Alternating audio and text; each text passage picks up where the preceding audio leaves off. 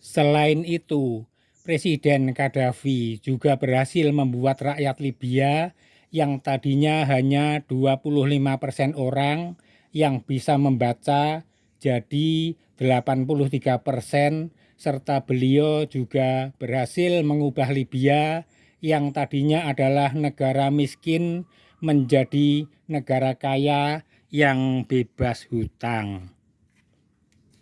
Dan sayang sekali, beliau akhirnya meninggal secara tragis pada 20 Oktober 2011 karena rakyatnya telah termakan hasutan-hasutan tidak bertanggung jawab. Dari salah satu stasiun TV, saya menyaksikan tayangan hari terakhir Presiden Gaddafi yang sudah tidak berdaya berada di tangan beberapa anak muda yang tidak lain adalah rakyatnya sendiri, yang tentunya mereka semua telah diperlakukan sebagai anaknya sendiri. Pada saat itu ada satu permintaan yang sangat mengharukan terucap dari mulut sang presiden. Dibahasa Indonesiakan oleh reporter TV begini, "Jangan bunuh aku, anakku. Kalian semua tidak mengerti apa yang sedang terjadi." Namun demikian, Presiden Gaddafi tetap saja dibunuh.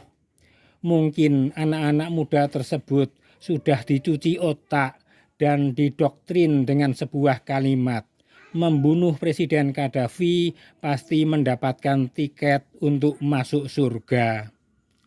Aduh, demikian kejamnya dunia. Air susu dibalas dengan penganiayaan sampai mati. Sejak kematian Presiden Gaddafi hingga sekarang, Libya tidak mempunyai presiden resmi dan kembali menjadi negara miskin. Begitulah Presiden Gaddafi ibarat pohon kehidupan yang selalu membuahkan keberuntungan bagi seluruh rakyat Libya. Tapi sayang sekali, pohon tersebut sudah terlanjur ditebang. Akibatnya generasi anak cucu negara Libya atau seluruh rakyat Libya harus kehilangan segalanya dan tidak mempunyai harapan lagi sampai sekarang. Nasi sudah menjadi bubur dan hanya anak bayi saja yang merasa puas saat memakan bubur itu. Karena anak bayi gak pernah berpikir apa-apa. Sedangkan rakyat yang sudah bisa berpikir ya cuma bisa gigit jari.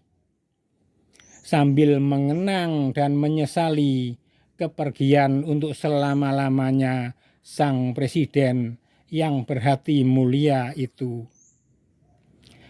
Salahnya sendiri, punya pemimpin berkualitas baik, berhati mulia, tidak disyukuri, tidak dihargai, malah dibunuh secara keji.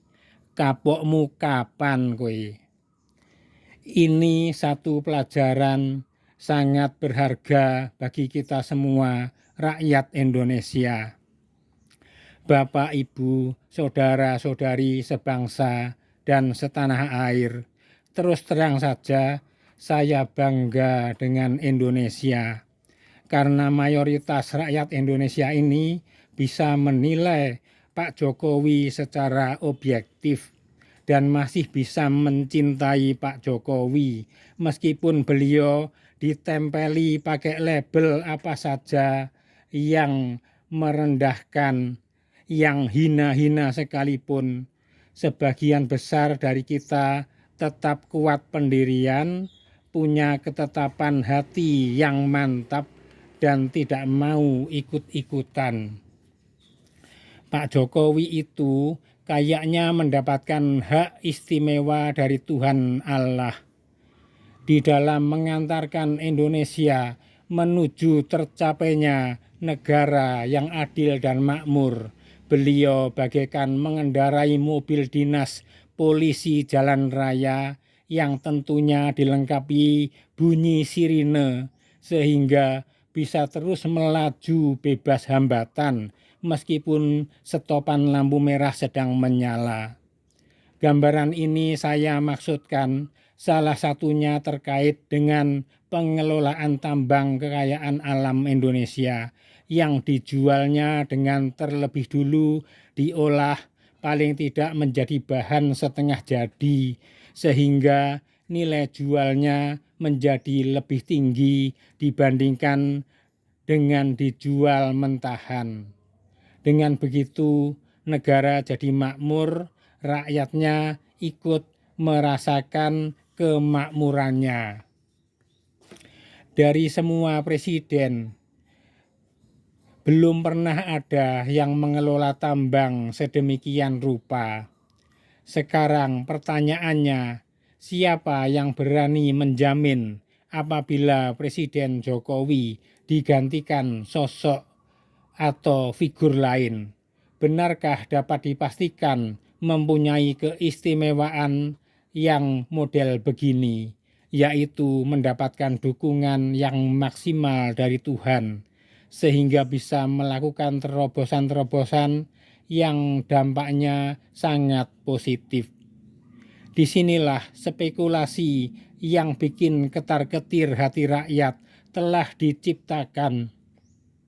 Kita sedang berspekulasi mempertaruhkan nasib seluruh rakyat Indonesia, termasuk sampai nasib generasi anak cucu bangsa Indonesia, serta-merta ikut terseret masuk dalam lingkaran pertaruhan nasib yang tidak jelas dan tidak pasti. Kalau penggantinya Pak Jokowi benar-benar bisa melanjutkan dengan baik sama seperti Pak Jokowi, ya gak masalah. Tapi kalau kejadiannya NKRI mengalami kemunduran dan terpuruk, bagaimana?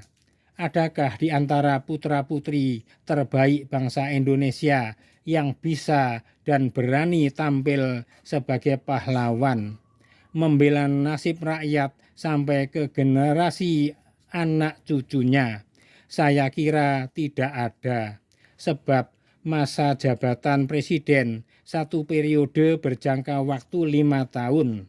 Jadi terpaksa harus legowo alias bersikap lega dan rela menerima segala kenyataan yang sepahit apapun. Ya sudah, ditelan saja. Pak Jokowi itu ibarat pohon yang sangat langka, seperti pohon buah kuldi di zaman Nabi Adam dan Hawa. Cuma bedanya kalau dulu Nabi Adam diberitahu sama Tuhan semua jenis buah-buahan apa saja yang ada di sini boleh kau makan, kecuali satu yang namanya buah kuldi itu jangan sekali-sekali kau makan. Lah karena melanggar, akhirnya Nabi Adam dan Hawa diusir oleh Tuhan dan menjadi tidak bahagia hidupnya. Beda dengan kita yang sekarang ini, Tuhan telah menganugerahkan kepada bangsa Indonesia, sebut saja namanya pohon kuldi Indonesia Jokowi, dengan disertai satu pesan yang sangat menggembirakan. Tuhan benar-benar memanjakan kita, rakyat Indonesia, dengan pesannya seperti ini.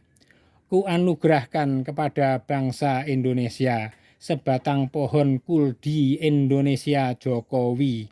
Pohon ini sangat istimewa sekali, buahnya sangat melimpah ruah, bisa untuk mencukupi kebutuhan hidup seluruh rakyat Indonesia.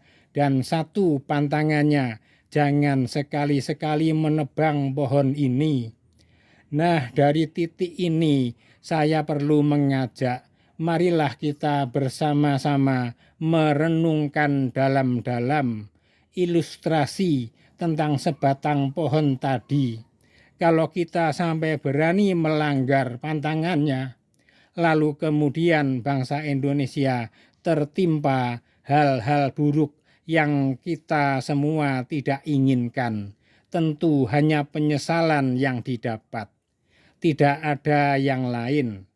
Ya, demikianlah hal ini sangat penting bagi kita dalam memikirkan masa depan Negara Kesatuan Republik Indonesia. Saya menguraikannya secara maksimal dan dengan satu tujuan agar cita-cita luhur dan mulia dari para pahlawan pendahulu kita bisa segera terwujud tanpa hambatan apapun, yaitu Indonesia Raya yang adil dan makmur, damai, sentosa, sejahtera. Sabe Sata Bawantu Sukitata. Semoga semua makhluk berbahagia. Sadu, sadu, sadu.